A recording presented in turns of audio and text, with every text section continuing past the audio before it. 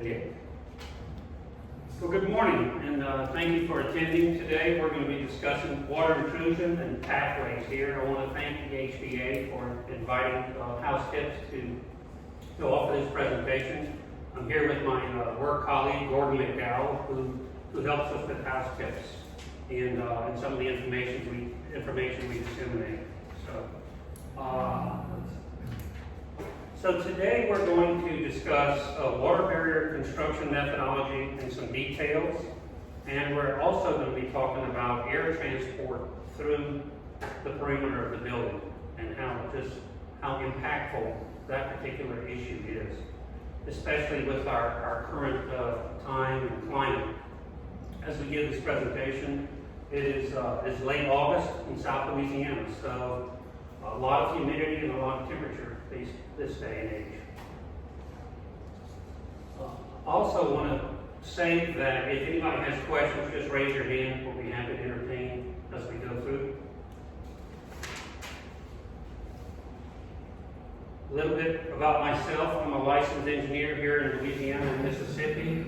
I sit on the Home Builders Association Board of Directors here in Baton Rouge, and I'm also a member of the PAC Board of Directors for the Home Builders Association.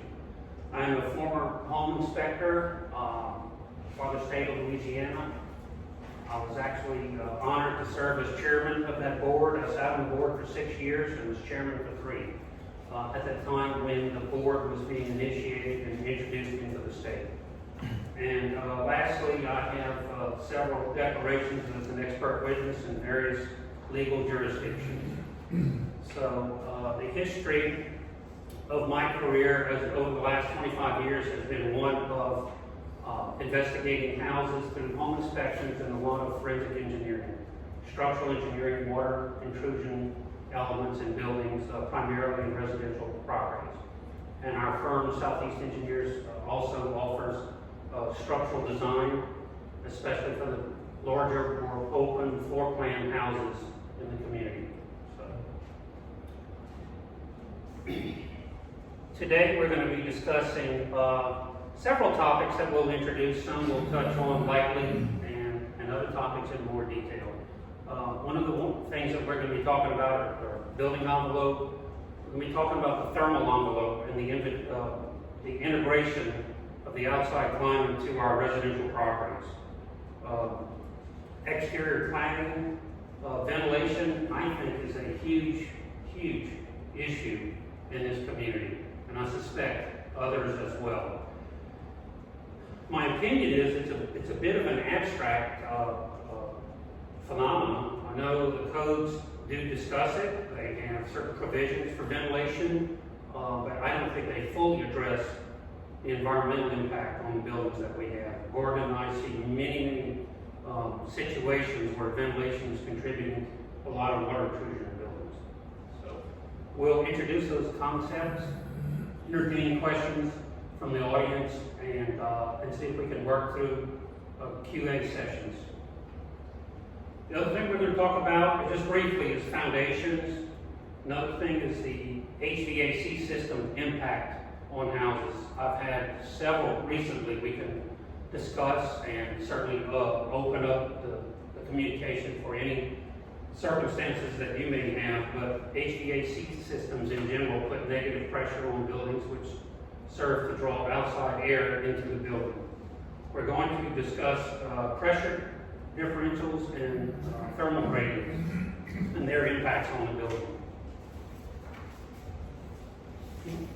The first section of this presentation is really to just introduce some very simple concepts, with obviously some very simple sketches.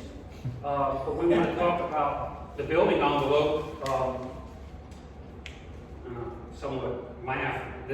I see no houses that are this simple, especially in today's market. But anyway, the building envelope we have here is defined by the orange markings on the sketch, and it's really the periphery of the building, in simple terms. And it separates the conditioned from the unconditioned environment of the building. And it helps manage the air, noise, heat, light, and water intrusion into the building. The next slide introduces the thermal envelope. This is the section of the building that helps manage just that, temperature changes in the building. This particular slide depicts, with the red marking, the walls, the foundation, and the ceiling.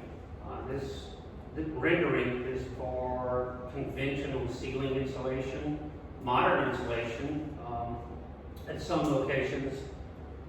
It also includes attic insulation where the icing is sprayed into the rafters, so the building envelope would differ from this particular sketch.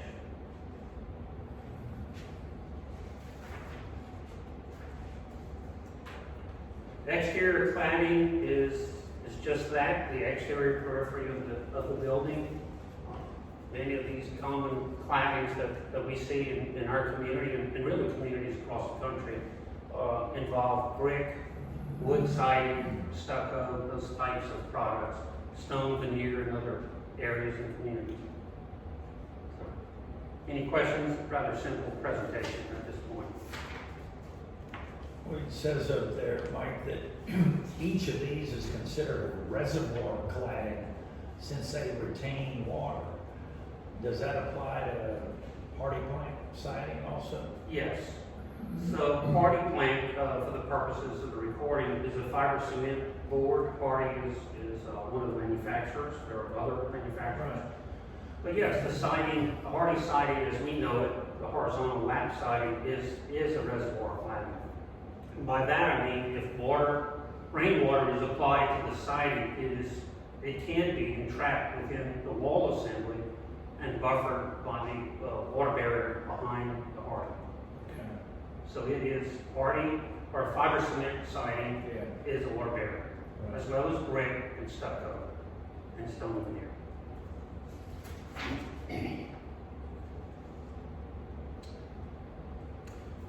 Ventilation. Mike, Yes. question for you. Would there be any, just along the lines of that previous question, would there be any exterior cladding that would not be considered a water reservoir? So the question is there any exterior common used cladding that is not a reservoir cladding? The only one that I know of is EIFS, synthetic stucco, exterior insulation finishing systems. EIFS systems were introduced into the community, I believe, in the late 90s and early 2000s. They were, Drive-It was one of the manufacturers, Stowe is another. There are many manufacturers, but it is basically a synthetic stucco. And that particular system, which is comprised of a foam board fastened to the exterior sheathing, there are laminates that go on the outside of the stucco, and that laminate is actually the water barrier for that type of system. And the laminates are caulked. Each of these manufacturers have their own details, but those laminates have a flashing / caulk detail at interface of dissimilar materials like windows, doors, dormer sidings, and those types of things. That is the only one cladding that is not what I call a reservoir cladding. It is the only cladding that has the water barrier on the exterior face. Unless you know another one, I'm all ears. Not to get too much in the weeds, and I don't want to speak out on particular okay. products, but there is a particular product that's been advertised a lot in the area where they come in, and I don't know if it's like a ceramic spray or what that they put on the outside, but it's some kind of shield Coating, on the outside of the house. Would that, have you seen? We see it in commercial before Right. stucco. And I'm just curious. So, no, I think that's a fantastic question. I'm not overly familiar with it, other than the advertising and promotional videos that are here or presented in the local community.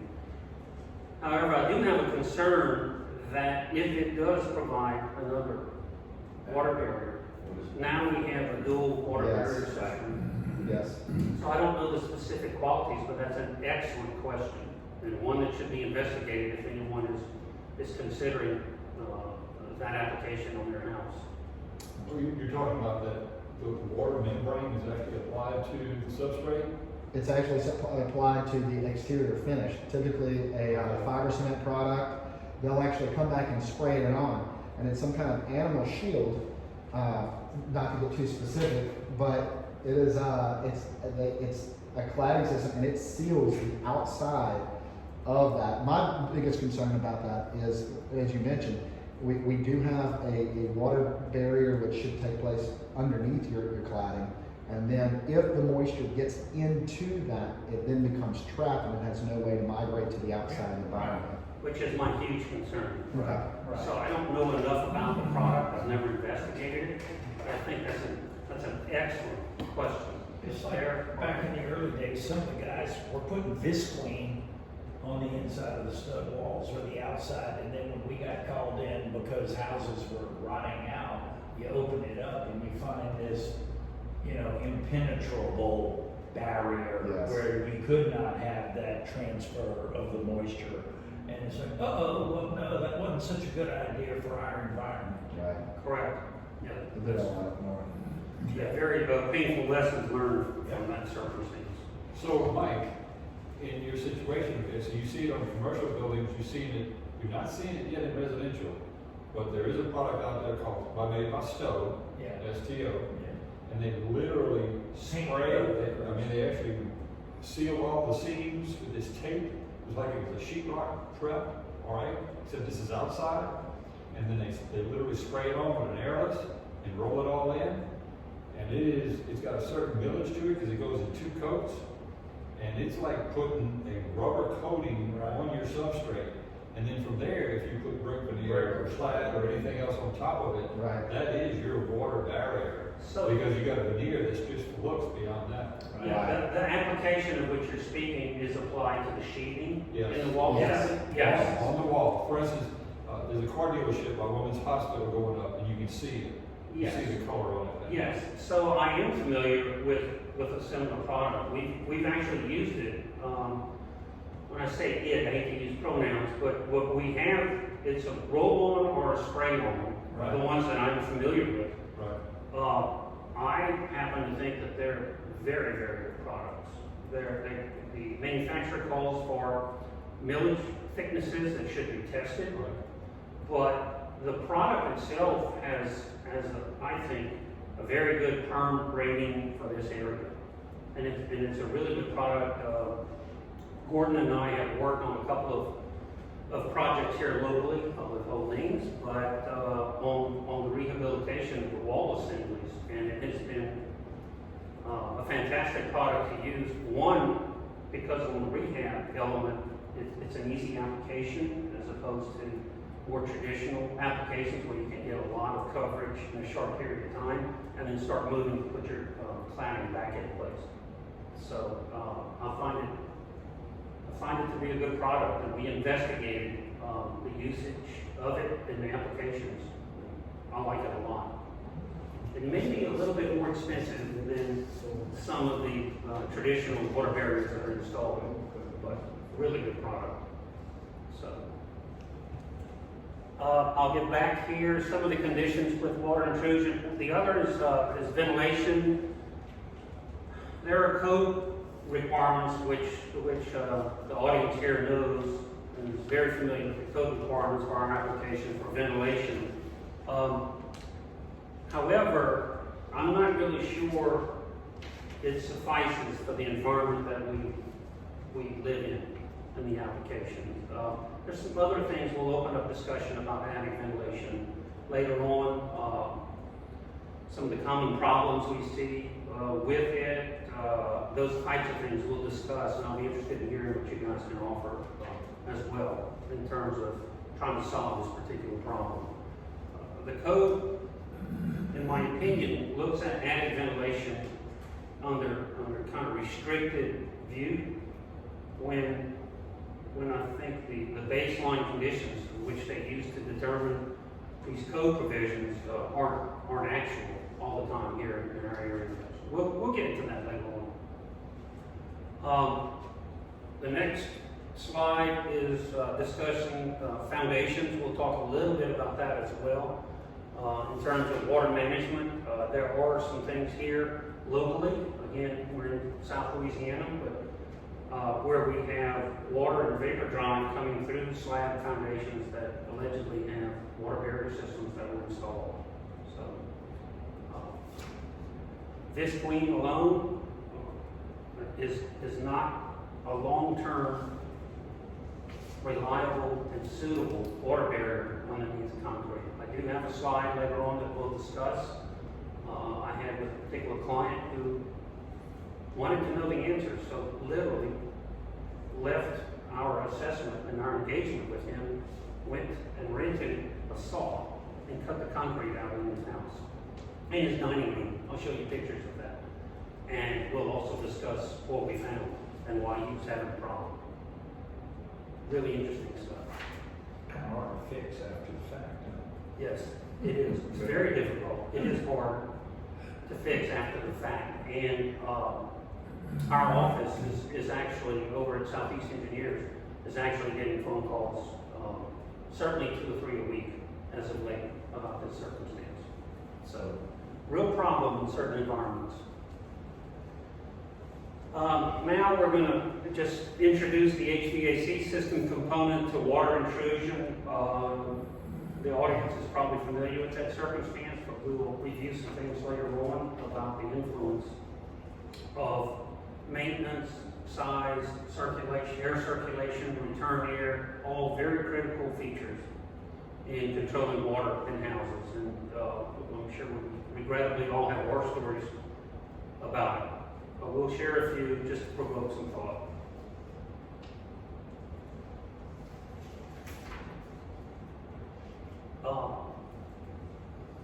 Another topic, one that I've kind of been focused on as of late, is pressure differentials and thermal gradients and their influence on residential properties here. Today happens to be warm, muggy, damp day with many of the windows sweating and what have you. This is also the time of the year in this community that we get calls from mold growths in buildings, arbitrarily random calls about mold growth, and it has to do with